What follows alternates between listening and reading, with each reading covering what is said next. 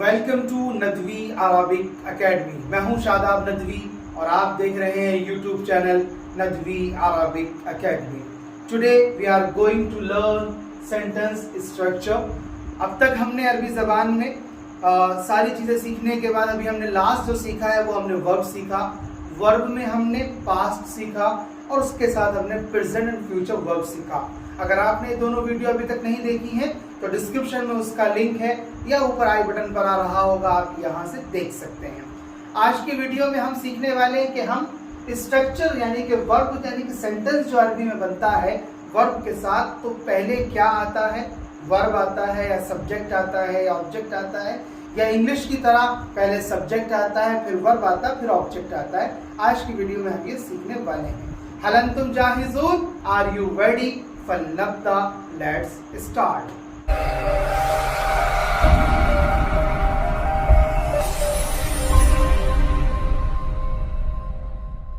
यहां से आपको मालूम हुई हो गया होगा कि अरबी जबान का स्ट्रक्चर क्या होता है। अरबी जबान में इंग्लिश की तरह स्ट्रक्चर नहीं होता। जैसे इंग्लिश में पहले सब्जेक्ट आता है, फिर वर्ब, अगर हमें पास्ट में सेंटेंस बनाना है तो वर्ब के हम सेकंड फॉर्म लेके आते हैं, प्रेजेंट में बनाना है तो हम उसके साथ फर्स्ट फॉर्म का यूज करते हैं। अरबी में ऐसा नहीं होता। अरबी में पहले वर्ब आता है, फिर सब्जेक्ट एंड फिर ऑब्जेक्ट आता है। इसको आप माइंड में रखें कि अरबी में सेंटेंस दो तरह के होते हैं। एक को हम नॉमिनल सेंटेंस कहते हैं, एक को हम वर्बल सेंटेंस कहते हैं। नॉमिनल सेंटेंस के जितने भी केसेस थे, जितनी भी सारी चीजें थी वो हम कर चुके। जैसे सब्जेक्ट एंड प्रेडिकेट वो भी हम कर चुके हैं, पोजेसन पोजेसर वो हम कर चुके हैं, नाउन एडजेक्टिव वो हम कर चुके हैं। उसके बाद हमने वर्ब स्टार्ट किया था। तो आज जो हमारा वर्ब का कैसा स्ट्रक्चर होता है वो हम सीखेंगे। तो पहले वर्ब आता है, फिर सब्जेक्ट आता है, फिर ऑब्जेक्ट आता है। फिर आपके सामने ये तीन बातें लिखी हुई हैं। अरबी में तीन तरह के केस होते हैं। नंबर वन, नॉमिनेटिव केस, जिसे कहते हैं हालत रफा।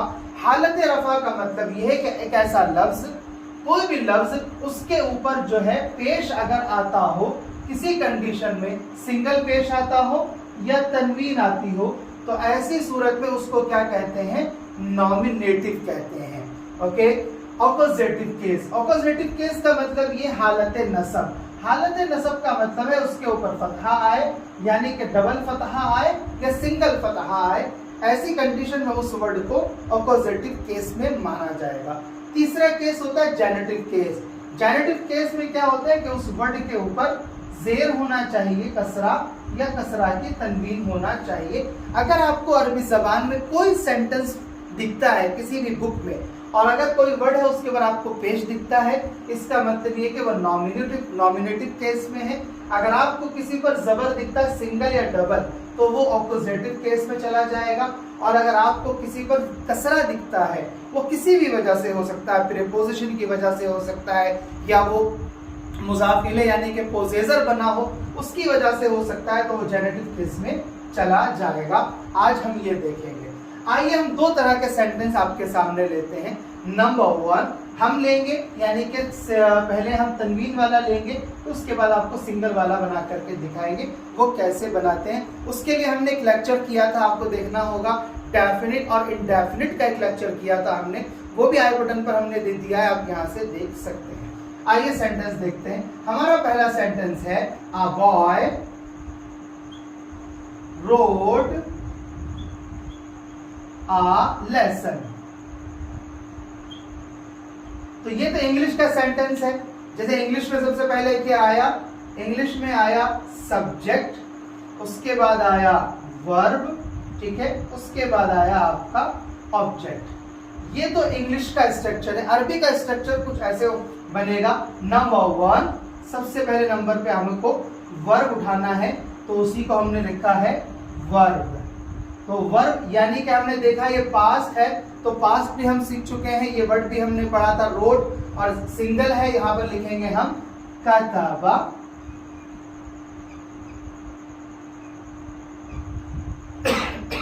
कतबा, तो हमारा वर्ब आ गया। उसके बाद लिखा किसने है? अ बॉय, तो उसको हम लिखेंगे वलदुन। तो क्योंकि यहाँ पर ये इंडेफिनिट है इसीलिए इसके ऊपर हमने डबल तनवीन, वो आप देख रहे होंगे नॉमिनेटिव केस में, क्योंकि ये अलिफ लाम नहीं है तो इसलिए उसके ऊपर हमने डबल तनवीन रखी कतबा वलदुन, और ये क्या है? सब्जेक्ट है। ये क्या है? सब्जेक्ट, और ये है वर्ब। कतबा वलदुन अ लेसन दरसन, तो ये बन गया हमारा ऑब्जेक्ट। ये होता है अरबी में सेंटेंस बनाने का स्ट्रक्चर। पहले वर्ब आती है, उसके बाद सब्जेक्ट आता है, उसके बाद ऑब्जेक्ट आता है। अब आपके जहन में एक सवाल यहाँ पर शायद आ रहा होगा जो बिगिनर स्टूडेंट्स हैं कि यहाँ पर सर ने अलिफ सीन के बाद अलिफ क्यों लगाया है? तो अरबी का एक छोटा सा रूल है कि जब दो जबर आप कहीं लगाते हैं, यानी कि ऑब्जेक्ट कहीं पर नॉमिनेटिव यानी कि ऑपोजिटिव केस बनता है, तो अरबी जबान में जो 28 लेटर्स हैं उन सब के आगे जब वो ऑपोजिटिव केस में जाएगा तो अलिफ लगेगा।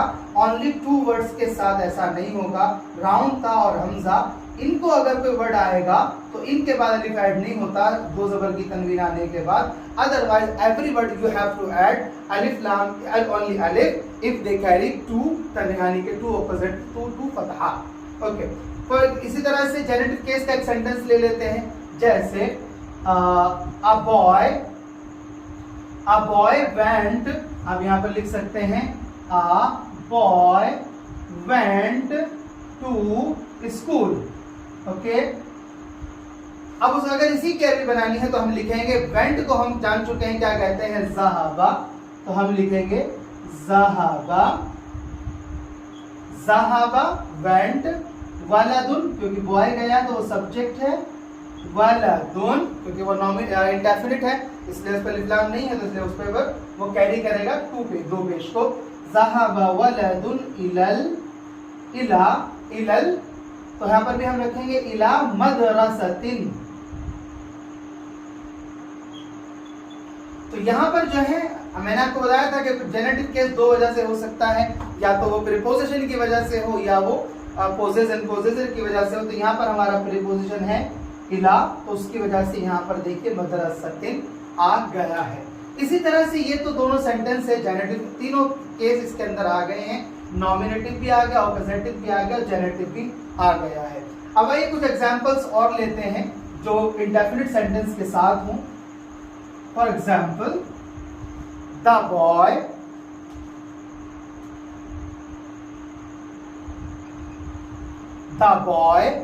Okay wrote the lesson. The boy wrote the lesson.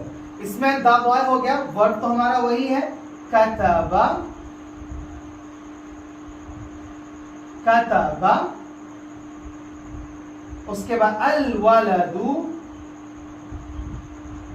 अब यहां पर सिंगल पेश आया क्योंकि हमने अलिफ लाम को यहाँ पर ऐड किया। कतबल वलदु अद्दरसा, तो मिला के पढ़ेंगे कतबल वलदु दरसा। तो हम अभी इससे पहले बताया था मैंने कि सीन के बाद अलिफ आया है, जब वो अलिफ तभी आएगा जब वो 2 जबर को कैरी करेगा। अगर सिंगल जबर होगा तो उसकी जरूरत नहीं होगी। The boy road the lesson, तो ये हमारा हो जाएगा सब्जेक्ट वर्ब। ओके, ये हो जाएगा हमारा सब्जेक्ट और ये है हमारा ऑब्जेक्ट। इस तरह से हम सेंटेंस को पूरा स्ट्रक्चर करते हैं। अब आपको जो वर्ब है उस तरह से आप कोई भी वर्ब ले सकते हैं और इस सारी चीजों को आप बना सकते हैं। For example, the boy open the door. ठीक है, तो आप ओपन को बोलते हैं फतहा, पास्ट है तो फतहा, अगर प्रेजेंट या फ्यूचर होगा तो होगा यफ्तहु, यफ्तहु। The boy open the door, तो हो जाएगा फतहल, फतहल वलदु अल बाबा, पढ़ेंगे फतहल वलदुल बाबा, the boy open the door. इस तरह से आप verb, subject, object, nominative case, genitive के ऑपोजिटिव केस, जेनेटिव केस तीनों समझ गए और वर्ब को कैसे सेंटेंस को स्ट्रक्चर बनाते हैं वो भी आपके सामने आ गया। आज के लिए इतना ही, लेकिन हमें कमेंट बॉक्स में जरूर बताएं कि आपको लेक्चर कैसा लगा। इस तरह की और वीडियोस देखने के लिए हमारे चैनल को सब्सक्राइब करें, लाइक करें, शेयर करें। और अगर आप भी इस तरह की लाइव क्लासेस लेना चाहते हैं, हमारा कंप्लीट कोर्स ज्वाइन करना चाहते हैं और बहुत कम वक्त में एक अच्छी अरबी बोलना और अच्छी अरबी पढ़ना चाहते हैं, तो डिस्क्रिप्शन में फॉर्म है या नीचे दिए गए नंबर पे कॉल कर सकते हैं। Thank you so much. शुक्रन। इला लिक़ा।